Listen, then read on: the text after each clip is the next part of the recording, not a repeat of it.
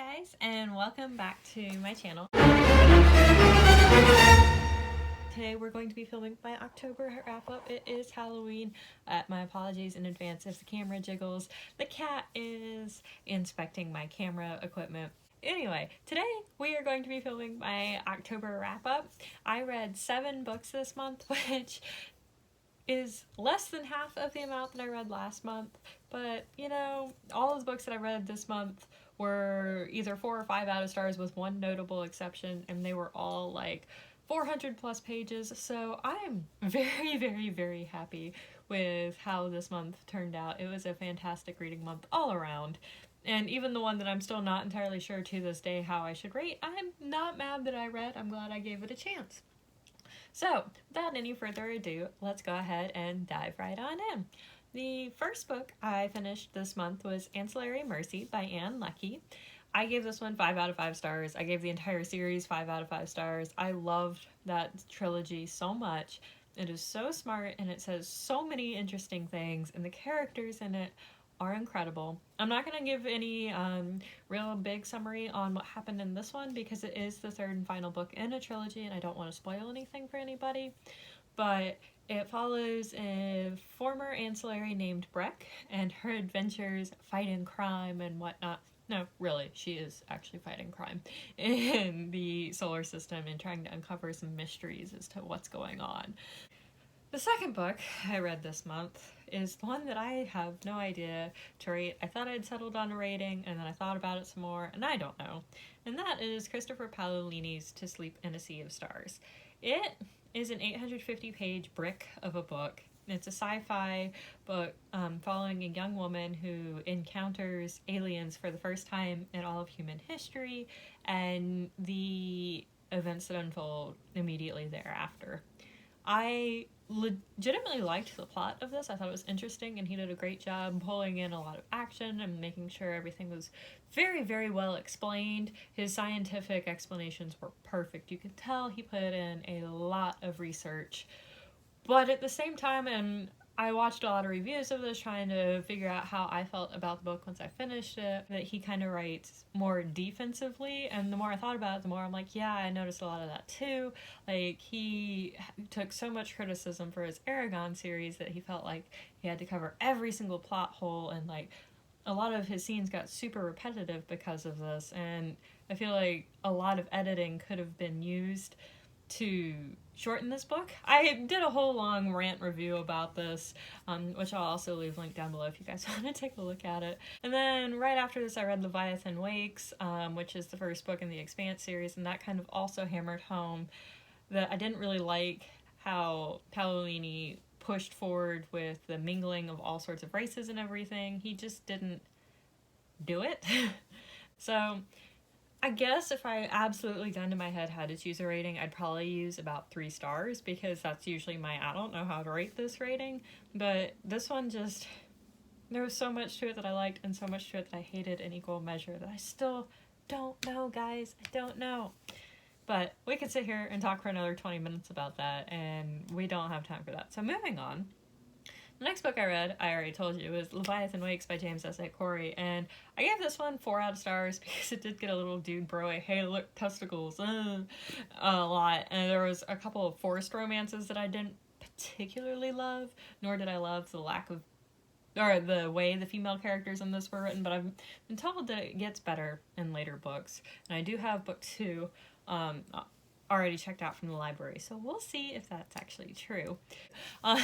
Basically, there's a missing person, somebody's trying to find this missing person in one part of the galaxy, and then in the other part of the galaxy, a ship blows up unexpectedly and sends these other group of people on a race to tell the world about what happened and to stay alive themselves. They all end up intermingling and uncovering this really big plot. Something bigger is going on. And I really enjoyed it. It was a fast-paced read. It was like 500, 600-page book, and I read it in like 2 days. It was fun. There was a lot of humor in it. I loved all of the cohesion of all of like the races, and it felt very much like, yes, this is where humanity could actually move to. But I really liked it, and I'm excited to read the rest of the series. I know they're going The one after that was one that I started like a month and a half ago, and I finally finished, and I'm so happy I did. And that was Jade City by Fonda Lee. I'm sure you've seen this on anybody who reads fantasy booktube channels right now, and for good reason. This book was phenomenal. It actually legitimately broke my heart and made me very angry about halfway through it, and the whole time I was going, no, this couldn't have happened. This couldn't have happened. It did, and it broke my heart. My poor little must love the good one's heart. But I loved the characters in it. The plot was fantastic. I'm not usually a huge mafia person, but this one kind of sold me on it, and maybe is making me want to revisit that. And it was so basically it's The Godfather meets martial arts and kung fu, set in sort of modern day, and the item everybody's fighting over is Jade, which has mystical powers and enables people to do really cool things. And the family dynamics in this were amazing. Like, I love the characters. This book drove home the fact that I am such a character reader. But it is so good. And I already have the second one out from the library. I'm going to zip on through it. And then I'm really, really excited for the TV show that they're putting on, I believe, Peacock, I want to say, in a couple of months. And by a couple of months, I mean probably sometime next year or the year after. Who knows with COVID, but it is so good. If you have not read it, I absolutely recommend it. I gave it 5 out of 5 stars in case that wasn't obvious.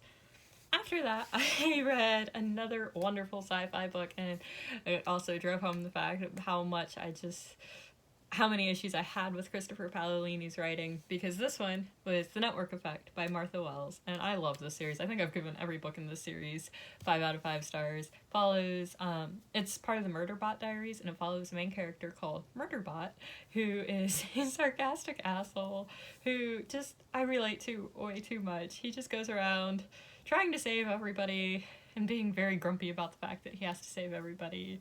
And he's trying to figure out his own emotions inside of all of this other stuff that's going on, and trying to logic through why he feels the way he does. And in this one, we got the return of Art, who is Asshole Research Transport, who is like my all-time favorite character, and like the way he and Murderbot interact is just perfect.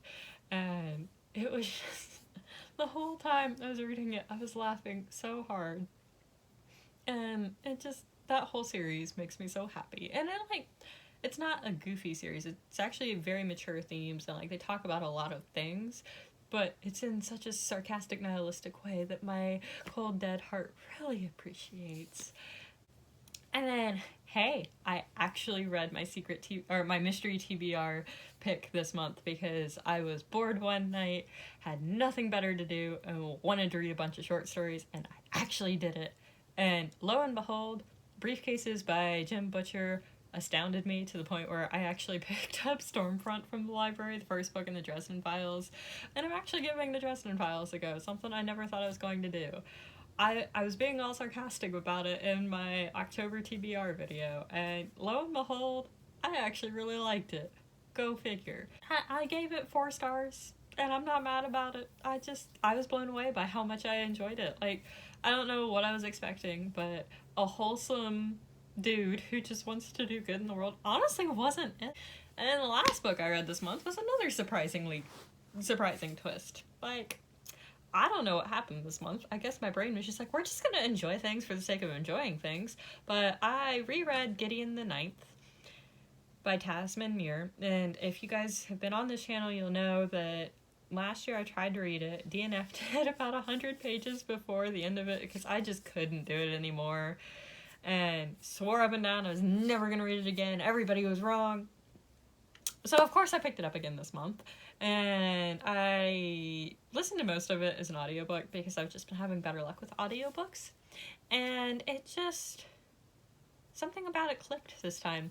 And then I got to the part where I DNF'd it last year, and like I was feeling okay about it. I was like going, oh, this is probably gonna be like a 3-star read for me. And then literally 5 pages after that, like 5 pages, I was just like, oh my god, this book is the best book ever.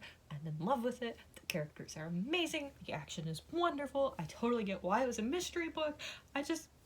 I fell in love with it. And then the ending just blew me away, and I was mad and wanted to throw the book across the room, and now I can't wait to pick up the sequel. So, I don't know what I was on last year. Mad that I didn't make it this extra 5 pages. In a way, I'm kind of glad I didn't, because I don't think I would have appreciated it the same, but now it's just one of my all-time favorite books. It's probably going to make my top books of the year list. Who knows? Anyway, that about does it for this video. Let me know down below if you've read any books or what you read during the month of October, and I will see you guys down there, hopefully. Nala says hi. And then I will see you guys soon with my November TBR and a random Sunday reading vlog, which apparently is starting to become a thing, because tomorrow I plan on just reading and reading.